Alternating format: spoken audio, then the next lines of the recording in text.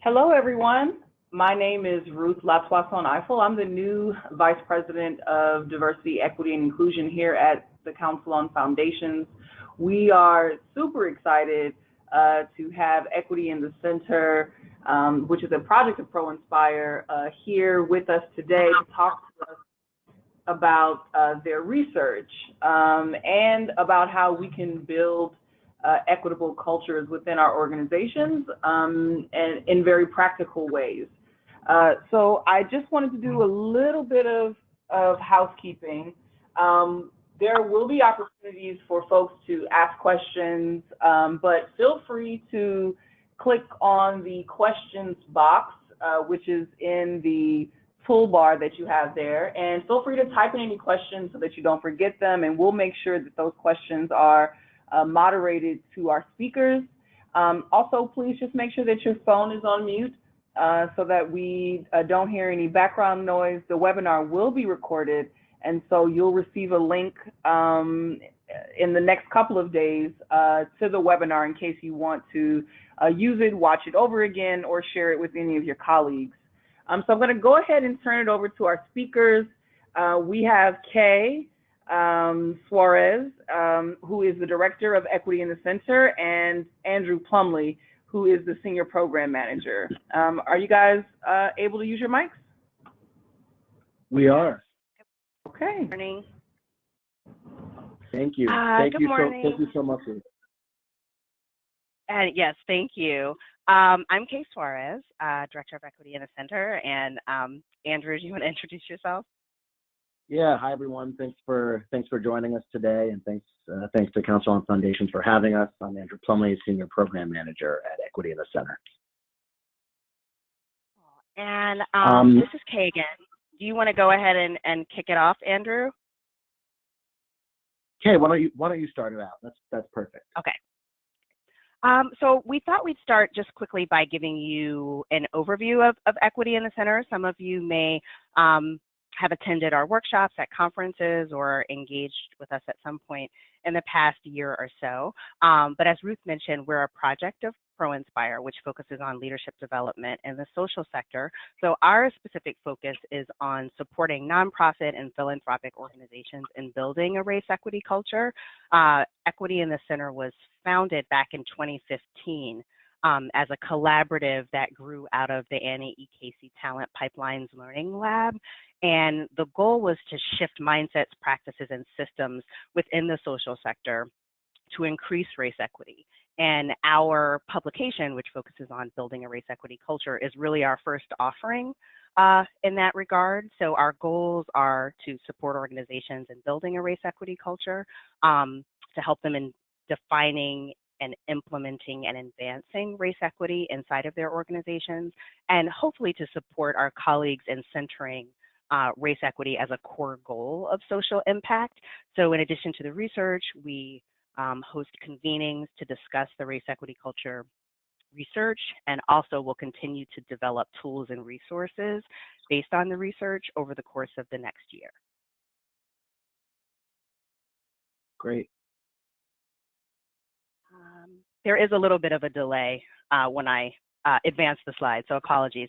The webinar results, which I think everyone is clear on, we just wanted to introduce everyone to the research, familiarize you with the resources of Equity in the Center. Everyone should come away with a clear understanding of the race equity cycle framework, which is outlined in Awake to Work, Building a Race Equity Culture. And Andrew will spend some time diving deep on the management and operational levers, which are part of the race equity cycle. And that discussion will give you a sense of the specific best practices that you can implement in your work to support your organization in building a race equity culture. We always find it helpful to ground the discussion in some terms and definitions. Was there a question? No, okay. So race equity is the condition where one's race identity has no influence on how one fares in society. And for Equity in the Center, we like to talk about race equity as the condition that would exist if you were to disaggregate all social data that's available to us. So looking at education, income, health, criminal justice, housing, and so on. You would disaggregate that data by race, and there would be no disparity. So ultimately, that's the vision and the goal that we're working toward in broader society. We're a great distance from that, but we like to check in and just confirm that that's the broader context for our conversation. Another term that is used quite often is a race equity lens, and we'll make reference to that during the presentation. And we just wanted to ground everyone in the definition that's listed here. And essentially applying a race equity lens is taking a disciplined approach to considering race-based disparities when you are making decisions around processes or programs or any other element of your work inside of your organization.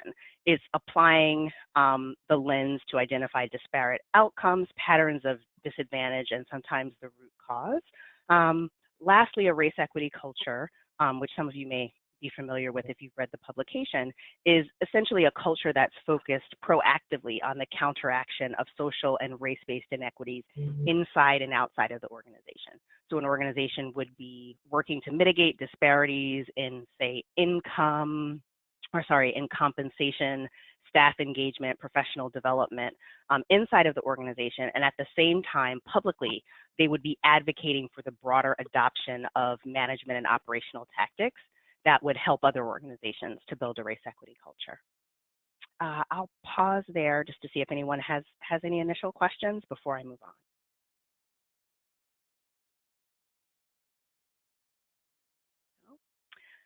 Okay, so the next slide is the set of research in which our race equity cycle is grounded.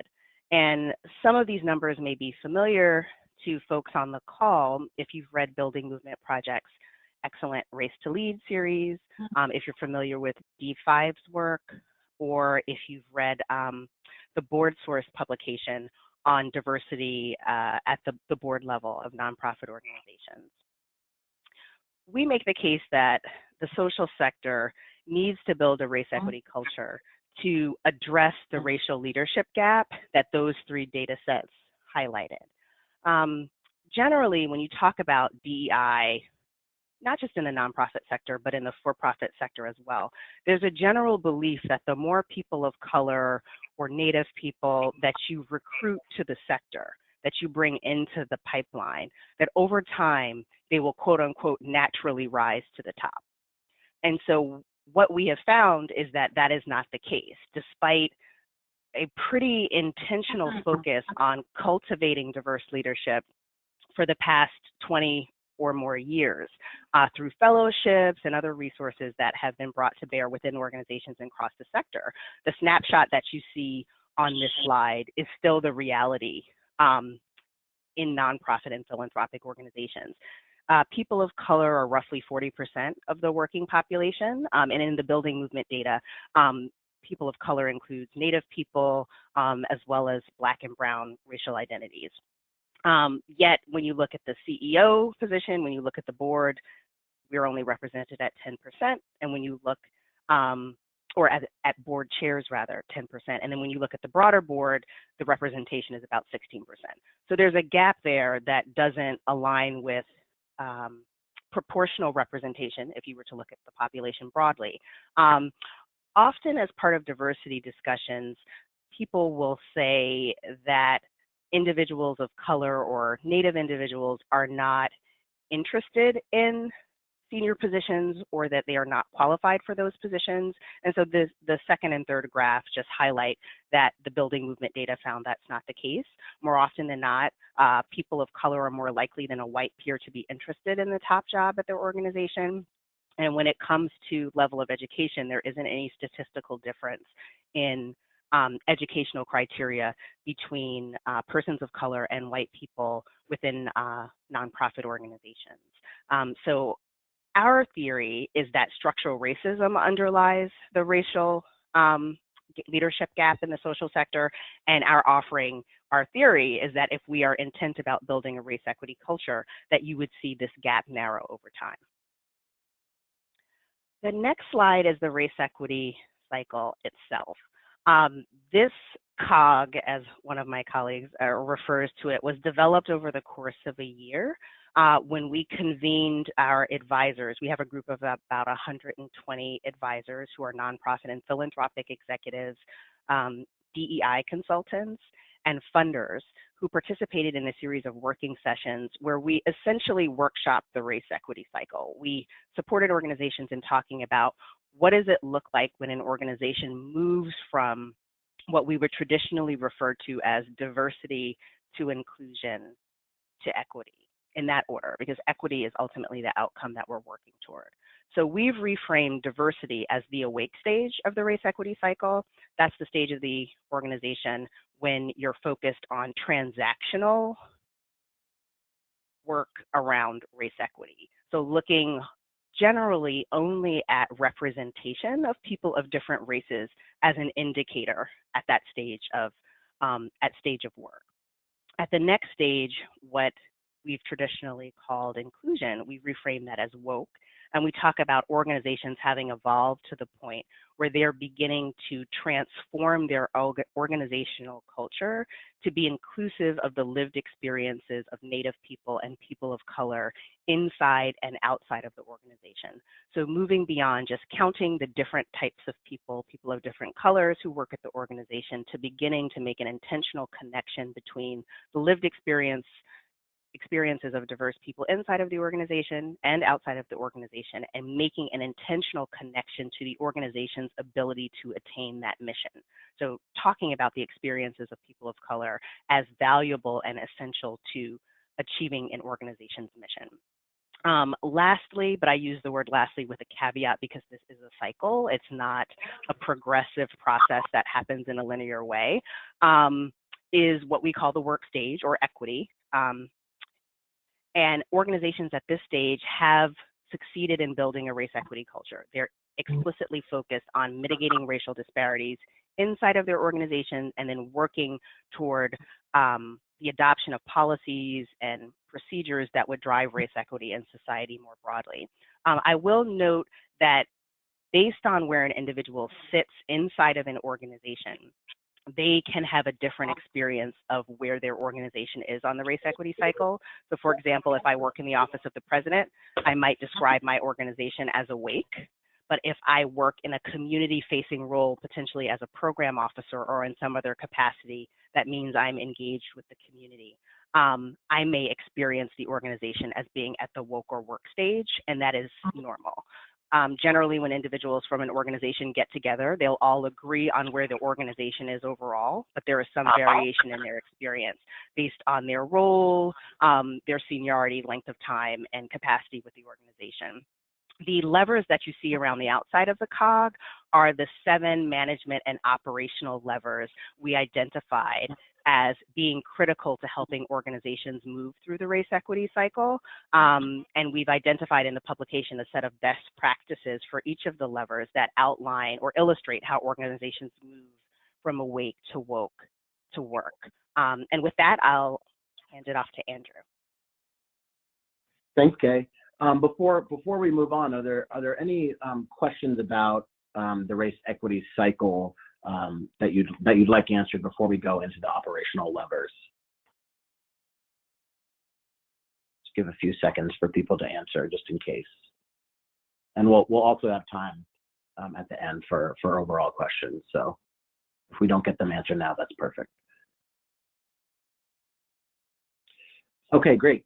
So as Kay mentioned, through our research, we really found that there were 7 operational levers that organizations could activate to move through the stages and move through their journey around the race equity cycle. And so those 7 levers are senior leadership, management, board of directors, community, the learning environment, the data they're collecting, and then organizational culture.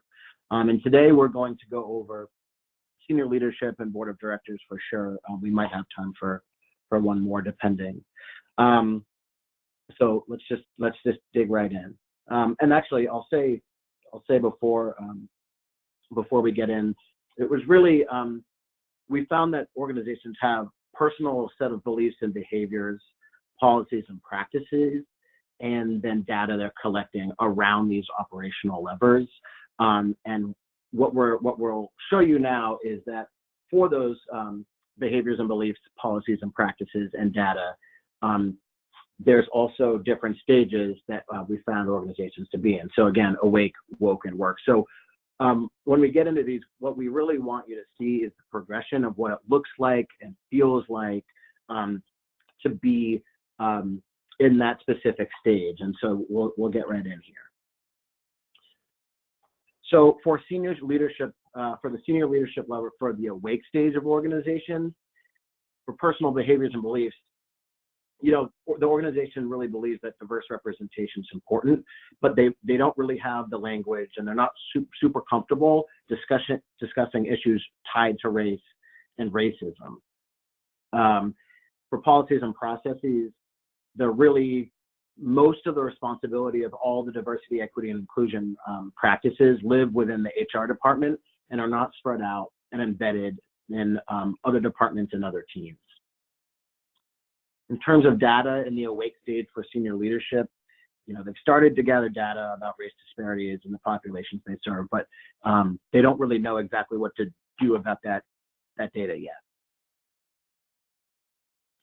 In the woke stage, organizations are starting to prioritize an environment where different lived experiences and backgrounds are valued and considered really assets to the organization and not liabilities. So more people are starting to be able to bring their fuller selves to work. Organizations in the woke stage are also evaluating hiring and advancement requirements that often do actually ignore system inequities and reinforce white dominant culture, such as things like graduate degrees and internship experience. We can talk a little bit further about this, but just for information around internship experiences, a lot of the times we find that the only people that can do unpaid internships are people in specific socioeconomic backgrounds, which does actually leave out a large portion of the population for folks of color and Native folks as well. So that's really what this is getting at here. In terms of data, organizations are disaggregating internal staffing data to identify where race disparities may exist in things like Kay mentioned before, compensation, promotion, leadership development, those areas internally. In the work stage, organizations are now modeling a responsibility to speak about race, dominant culture, structural racism, both internally inside the organization and outside. So we can really feel here that the organization and the individuals within it are really comfortable talking about issues tied to race. Organizations are showing a willingness to review personal and organizational oppression and where they fit along that, and have tools to analyze their contribution to structural racism. And I'll also say here, have tools to analyze that contribution and then ways to mitigate that as well. And then lastly, they can really illustrate through longitudinal outcomes data how their efforts are impacting race disparities in the communities they're serving. So in the work stage, you can really see here that it's really doing both the work internally, but also focusing on the external factors here as well. I'm gonna go right on to, you'll also see kind of mini case studies here from some of the organizations that we did our 18-month long research for, just so you can get a little bit more of a sample of what the progression looks like. So for Leadership for Educational Equity, or I'll call it LEE, in the awake stage, they were analyzing disaggregated program data to identify how many people of color participated in leadership programs externally. And that program actually was about running for elected office. LEE also set and communicated goals around diversity, equity, and inclusion across all programming areas, and then incorporated those goals into staff performance metrics. So really incorporating those into the annual metrics there. And then based on those, adjusted strategy upon quarterly reviews. So again, you can see here that it's really tying performance to issues around race. And then in the work stage, after a 4-month pilot executive coaching program for VPs, they expanded that into a year-long investment where VPs receive coaching about diversity and inclusion to help improve their team and organizational leadership. So again, helping individuals on their personal journey and tying it back into the organization.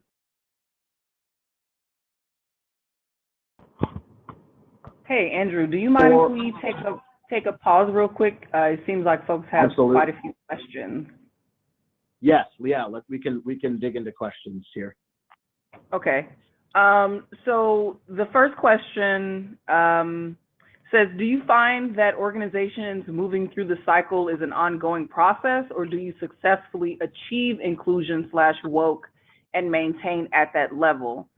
There's another question similar to that I want to throw out with it. And this question says, cycle implies moving through or moving forward, yet moving back to. Could you comment on that? How do organizations continue at work and not go back to the awake stage? Absolutely. So what we find, the answer is yes. This is an ongoing process that actually never ends. In the beginning of our research, the race equity cycle is actually a continuum where it was awake to woke to work from left to right. But we found that this is quite aspirational in nature, and organizations might actually be able to start in the work stage. We found some foundations, for instance, are really, they're starting in the work stage where they're talking about race, issues tied to race internally and also advocating for race equity externally. But then they realize, oh, we actually don't have the representation within our own organization to do this work at our best. So then they actually go back to the awake stage and do the diversity strategy that they need to get more diverse representation within the organization. I'll also say that we find that there's really two tangential things, two parallels that have to be working at the same time. The organizational readiness and the organization going through this race equity journey has to be happening at the same time as the personal and interpersonal work that happens with people's with their own journey. So racism really operates at 4 different levels: the personal, the interpersonal, the institutional, and the structural.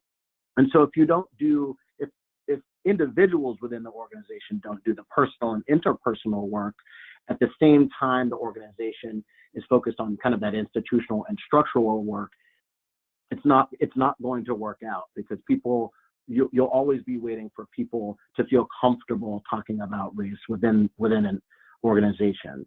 And so it really is a cycle that's ongoing and never ending. And you will see sometimes people will be in that woke stage, like the question mentioned, and then have a little bit of staff turnover, and the team or department might realize that, wow, we're really back in the awake stage, having those same conversations we had 3 years prior because of turnover or change in leadership or whatever that might be. So this is definitely an ongoing process with multiple things going on at one time. Kay, would you add anything else there? The only thing I would say, because the change in leadership, the change in senior level or just a team manager is critical. The only thing I would add to that is that this is a years-long process, and there's a natural human instinct to want it to be complete and to want to be able to chart progress, I think, in a more linear way than is practical given the 4 levels at which racism operates. So when an organization undertakes this work, it has to be with the understanding that this is a years-long, never-ending process, and developing a plan and setting goals within a 2 to 5 year timeline is going to be helpful. But the overarching context is that the work will continue, that the organization will move ahead and backwards in the cycle based on organizational context, and that you cannot let up on the intentionality of work at the 4 levels at which racism operates. Great. Other questions around the cycle or the senior leadership lever specifically before we get into the board of directors lever? We do have another question here. Nope, you already answered that one. What resources are available so they can read about the cycle, awake, woke, and work? Great. Great question. And so you can read about the race equity cycle and the operational levers in our publication, which is actually called Awake to Woke to Work, Building a Race Equity Culture. And that is on our website under the resources tab at equityinthecenter.org. But we can also make sure that Ruth and Council on Foundations has the link to the publication, and they can send that to you as well at the end of the webinar. But if you just go to equityinthecenter.org, it talks about all of those things in the publication. All right, Andrew, we can go on to the next slide. Great. Okay. Great question. Okay. So, focusing now on the board of directors lever. In the awake stage, again, the board of directors and the individuals on the board really at this point are not comfortable discussing issues tied to race, and there are no conversations at board meetings around this. They're seeking individuals from various racial backgrounds for board and executive director CEO positions.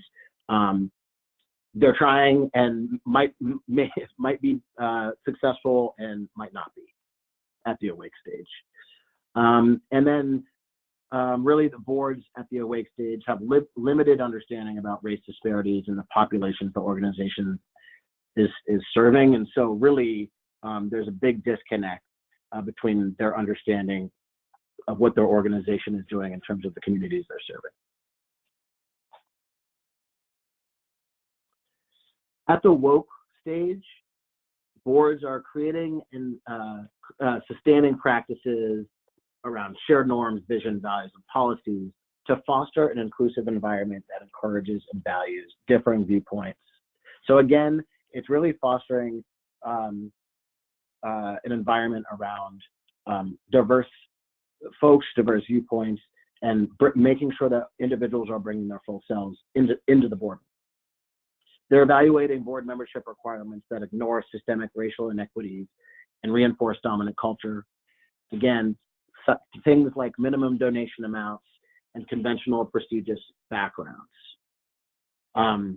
We can get into that conversation after with questions if you'd like. And then they're analyzing disaggregated data and root causes of race disparities that impact the organization's program and the populations they're serving. So not only are they collecting the data so that they have disaggregated data and a baseline for that conversation, but they're also now analyzing that disaggregated data and doing root cause analysis. In the work stage, the boards are actually leading internal processes and procedures to eliminate bias and disparate treatment, both in the organization and externally to it in the populations they're serving. They're showing a willingness to review personal and organizational oppression and have the tools to analyze their contribution to structural racism. And lastly here, the boards are holding the executive director, the CEO, accountable for measures related to CEO performance that's tied to race equity, and ensuring that financial resources are allocated to support the work needed. And that's something that we see people want to do the work, but don't allocate the proper resources to the work and what's really actually needed. So some mini case studies here are for the board of directors lever.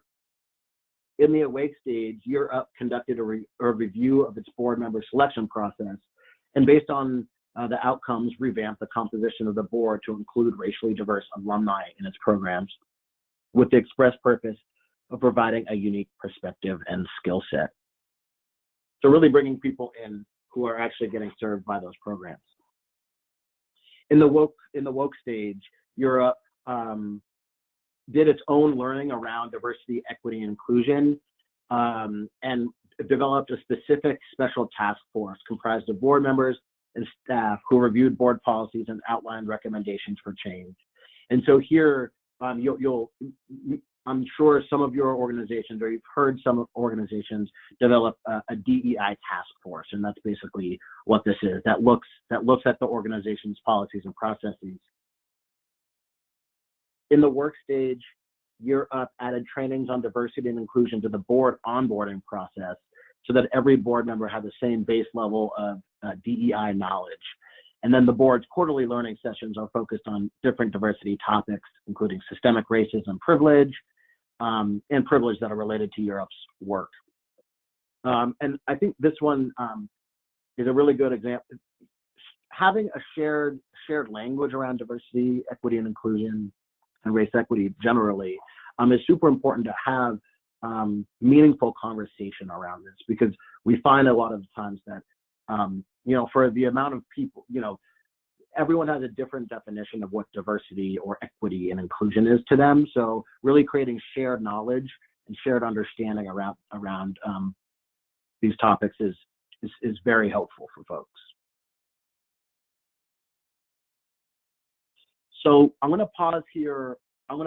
For more questions specifically around the board of directors lever, to see if any questions pop up. If not, so I can Andrew, continue on this. We do have some additional questions. They were not specific to the board lever, though. Okay, that's fine. We can answer questions now. That's perfectly fine. Okay, apologies. So one person asks that they said that they started a DEI initiative and they have folks who are very uncomfortable talking about the racial issue. How do we address this in order to successfully move to tackling organizational structure and institutional challenges? Yeah. Kay, do you want to answer this one? I'll start by. Oh, sorry, I was on mute. Sorry about that. Oh, okay. No problem. I think the first thing I would say is retaining a facilitator to support that discussion, because it's almost always going to be most effective, and we found that organizations are not able to successfully advance these conversations without external support. So that would be my first recommendation. The other would be encouraging you to consider around the senior leadership and the organizational culture lever, taking a look at the characteristics of the awake stage and some of the recommendations around increasing organizational capacity to have conversations about race equity. And some of those recommendations include doing trainings such as Race Forward, the Institute for Race Equity, Interaction Institute for Social Justice, People's Institute for Survival and Beyond. So either bringing in an external facilitator to provide some grounding and a shared language around structural racism, race, and racism in an institutional as well as a broader societal context as a first step. Andrew, was there anything you'd add? Yeah. No, I think that's great, and yeah, that's definitely what we've found is that the external help is always or usually necessary because of the capacity within organizations. I'd also just throw out that although readings and articles generally don't help people move very far, it is a good first step. And Maggie Potapchuk is a DEI consultant and has been doing this for a long time, and she's curated a massive list of online resources at racialequitytools.org, which we can send out again, that have plenty of kind of how to start the conversation type articles. So you can look there as well for those type of tools, but definitely external help. Andrew, we have another question. It's a board-related question, philanthropic focused. Have you all considered family-led foundations where the board is primarily homogenous since it's comprised of family members? How can you bring DEI to that element? Can you take this one, Andrew? Yeah, this is a particular interest of mine because we're hoping to do a case study this year or next year on a family foundation who has developed a pretty robust, it's actually a program, as they call it. So I would point you to a couple of foundations of which I'm aware that have done this for themselves. One is the Horning Family Fund, which is based in DC, and there was a case study produced on their internal DEI work. I can find it and we can potentially share it and follow up if that would be helpful. Yeah, we'd love to have that. Sure, another organization, I think it might have been produced by United Philanthropy Forum. Another family fund, and this is the one we're hoping to do a case study of in the next year, is the Andrus Family Fund, which is essentially a subsidiary of the Surdna Foundation. And they have something called the Andrus Family Program, which is a robust program designed to educate the board members of the Andrus Family Fund on structural racism. And it's a multi-year plan. It's been in place for some time and was designed by members of the board and the ED of Andrus Family Fund. And the path to developing a facility around discussing race and developing a shared language is more or less the same within a homogenous family foundation context as it is in a broader organization. Our recommendation would still be to secure an external consultant to engage the board members in some sort of a shared experience, like a training to ground them in an understanding of structural racism and begin to develop a shared language using some of the same providers that we mentioned earlier. And that is what both the Horning family and the Andrus family have done. It's a different context because it's less diverse generally, but what I've observed and heard about with Horning, Andrus, and other family foundations, there are a number like the Mary Reynolds Babcock Foundation and others where there has been a champion within the family who pushed his or her peers to participate in a training and then to begin a really honest conversation, not just about race, but to the relationship between their family's ability to accrue wealth over generations and their responsibility to stewarding it with an understanding of structural racism and oppression.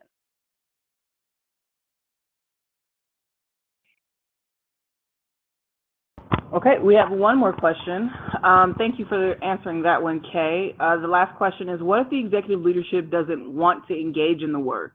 How do you address this so that you can get approval to do the work? Bringing in an outside facilitator in training still requires buy-in and investment from senior leadership. Yes, it does. And so I think one thing that we found useful is around this issue where people don't necessarily want to move. There's a few things. People enter this work in a number of different ways through, you might have heard before, like head, heart, and the gut. But people really enter based on moral reasons. Some individuals really need to see some data about why this is important for the organization before really moving forward. And so there needs to be multiple strategies to how to engage folks that are less willing to move in this work. But I also think that tying race equity to the mission of the organization, and specifically in foundations and nonprofits, where many of the times the people that they're serving are primarily folks of color or oppressed people. Tying their mission to race equity that way is a good way for people to start having conversations around the work. But it really does need to be tied to the actual strategies and mission of the organization for a lot of people to see the value of this work, unfortunately. But Kay, I'm sure you have some more specific examples of that within organizations. No, I think those are all great recommendations. Sometimes one of my favorite things to suggest, in addition to tying race equity to the mission, which is a really productive or constructive best practice, is to simply ask people the question in a meeting or as part of a structured discussion or process, as Andrew was suggesting, is, do you think race equity connects to the mission of this organization? And using that as a place to start. Because if you serve populations that are disproportionately Black and Brown, and you do not think that race equity has a connection to your mission, that's a fundamental disconnect. And so it does set up it creates a space for further discussion, similar to what Andrew described. Right.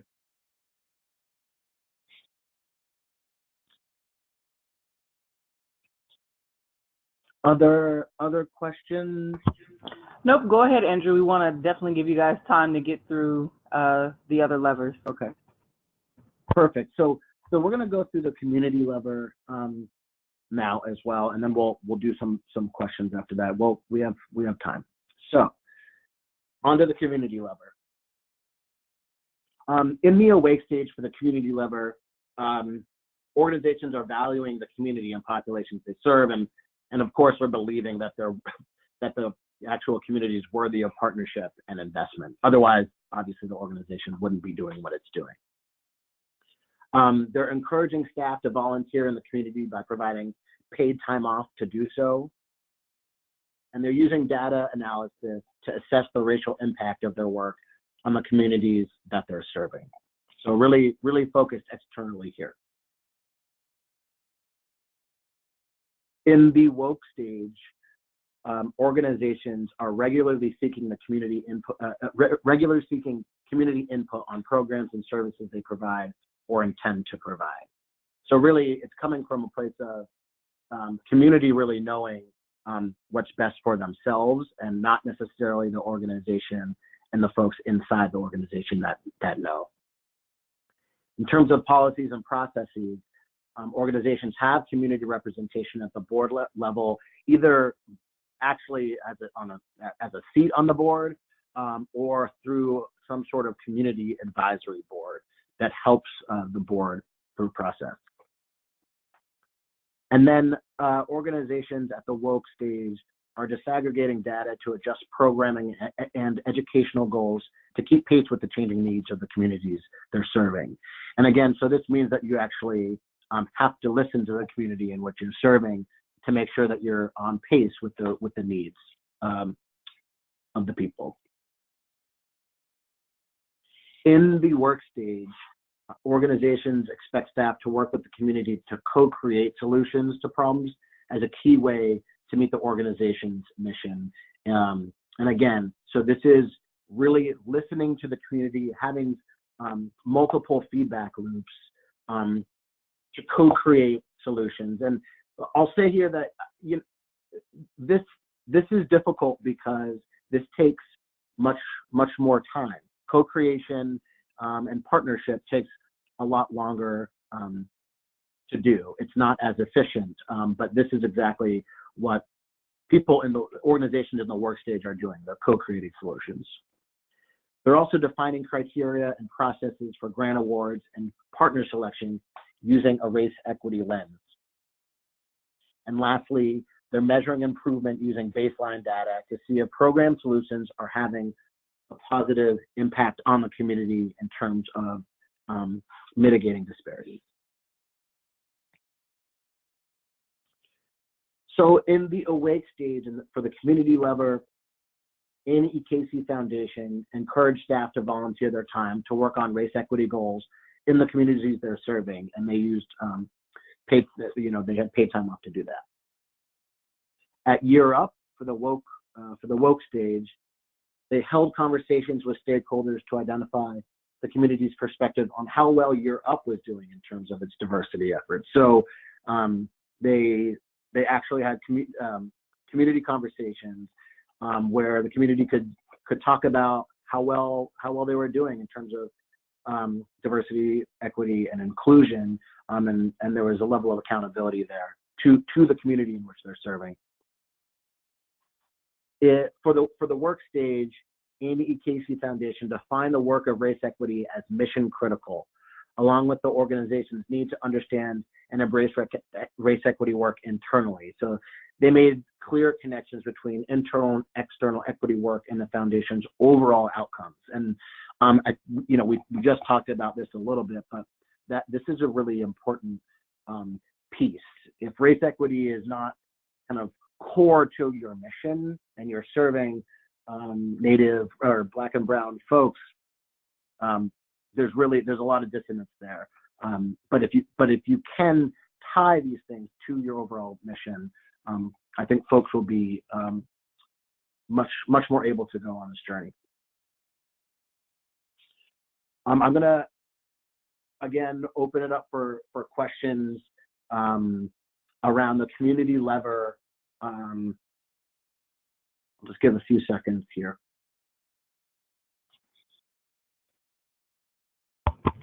We have a few people asking if the slides will be sent out. We definitely will. I do have a question here about communities. Have you seen differences in small or rural communities versus large or urban communities as structural racism is addressed? I can take this one. I'll say yes in terms of the feedback we get from stakeholders. No, in terms of our findings from the research, because the findings from the research basically represent the stakeholders who convened with us over a period of a year. And there were some rural communities represented, but the population, when you look at our advisors, is overwhelmingly urban. But in workshops and conversations, or even the conversations we did have with advisors who live in cities, was the persistent point of feedback that this conversation is very different in a rural context, particularly in a rural context that's homogenous. So like we've worked with and spoken to some folks who come from communities in the South that are 90%, or even in the Midwest, more than 90% white. And so the question has been asked in that context, how do you address structural racism when there aren't people of color or Native people that are part of the conversation? And so our response to that point around rural communities in particular is that the conversation is still relevant, because structural racism still exists and is still at play within a rural community, even if it is not diverse from a race or ethnicity standpoint, that the broader system still exists and is a factor in your work regardless. So we may, over the course of the upcoming year, have a convening that speaks specifically to building a race equity culture in a rural context, because it's a question we get asked regularly. So at a high level, I'd say yes, there is a difference, and the demographic differences between rural communities and urban communities in terms of the research and the feedback that we've received is a factor. The conversation gets pushed in urban centers, and there is a greater likelihood of maintaining the status quo in rural context based on the conversations we've had with stakeholders. Yeah, and I'll just say that I began diversity, equity, and inclusion work in the state of Vermont, which is, I think, maybe the second whitest state in the country, and the strategies for beginning and having the conversations around race are different, but the work itself is the same, and that's basically what Kay just said. But again, finding specific strategies for specific communities is essential, but the actual work of race equity is the same work. All right, thank you. Other questions? Okay, yes, we do have one more question, sorry. Do you have recommendations or resources on DEI data collection, whether that be software, platforms, or methodologies, both internally for staff and the board and with the community? Yes. Again, I'm going to point you to raceequitytools.org has a full list. I think it's actually one full tab of diversity, equity, and inclusion related measurement tools, assessments, indicators, methods, evaluations that you can take a look at depending on what you're actually looking to do within your organization. Again, that's racialequitytools.org. And I'll also mention that we have a list of tools and resources that are broken out by actual, last year at our 2017 Equity in the Center Summit, we did a resource mapping session, and we collected over 300 or so tools and resources that diversity, equity, and inclusion consultants, nonprofit CEOs, and philanthropic leaders had heard of or used themselves. And so we've broken those out into the race equity cycle stages: awake, woke, and work, and then people, process, programs, or data. And so I'd be happy to share the list with you, and in that data section, you can see what has been used in the past in terms of assessments and evaluations and things of that nature. One thing. Thank you, Andrew. That was the last question. Oh, that was the last question. Just one thing I would add to that from an internal standpoint is and I think we referenced this in the publication. So inside of an organization, you want to be able to not just assess, give people the opportunity to self-identify so that you collect data, but a staff engagement survey is generally the lightest lift. And most organizations don't have race and ethnicity data close at hand so that they can disaggregate by race, because the goal with data is to be able to disaggregate by race for all of your program data and then for all of your data internally. So the first step is to begin collecting it, preferably as part of whatever your existing staff engagement survey is, but you ultimately want to be able to disaggregate data on compensation, performance, promotion, professional development, and retention, so that you can get a sense of where the disparities are internally. And you would, of course, want to disaggregate program outcomes as well, but internally you want to be able to look at all of those things and see where there are disparities by race.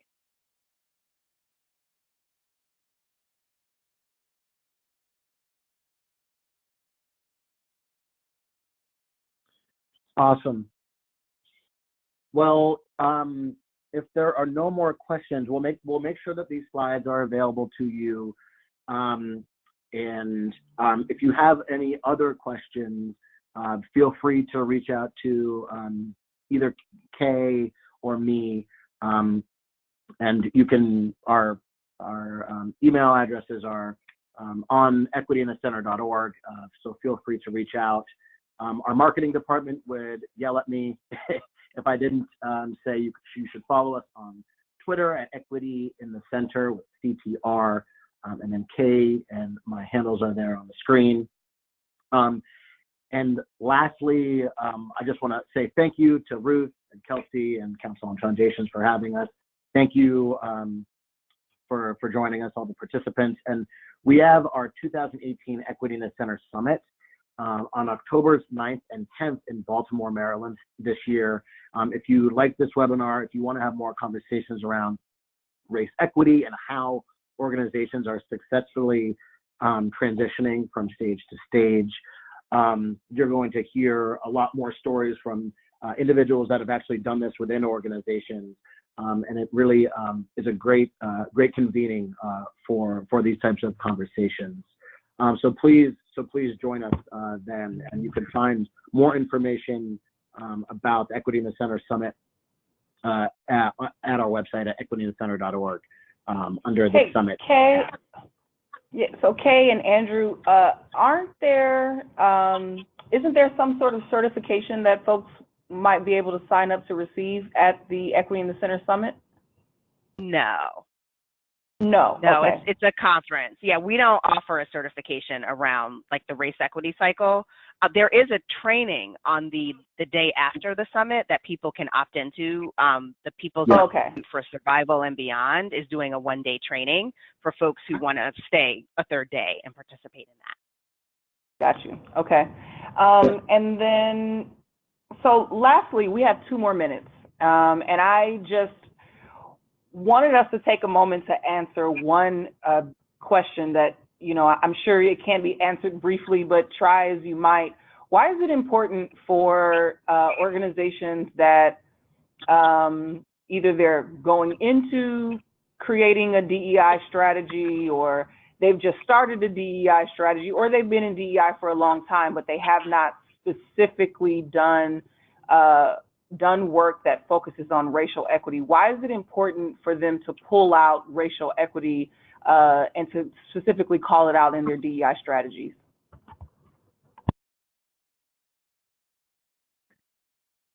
Kay, I'll let you take this last one. Oh, sure. Our standard position on that is that short answer is by focusing on race, it lifts all boats. So when you center a discussion of equity around race, as part of that discussion, other identities will be elevated and addressed in terms of like the management and operational tactics that will be implemented to drive equity more broadly. But the data-based answer is that when you disaggregate social outcomes data, the greatest disparities are driven by race. And so that's where we begin the discussion around equity, is by centering race in a broader intersectional context that recognizes the significance of other mediating identities to lived experience as well as to outcomes. But we begin with race because race is the greatest driver of social inequities. Perfect. Thanks so much, Kay. Thanks so much, Andrew, for leading the webinar. We are excited that you guys have been on board. We've gotten a lot of feedback already that folks have enjoyed this webinar, so we may need to look into doing something like this again. That's great. Thank you. We'd be happy. Thanks for having us. No problem. All right, so to our attendees, thanks so much for joining us. You will receive a link within the next 24 hours with the recording of the webinar, with the slides, which also has Equity in the Center's contact information. I encourage you to reach out to them when you have questions or reach out to the council, and we would be happy to connect you.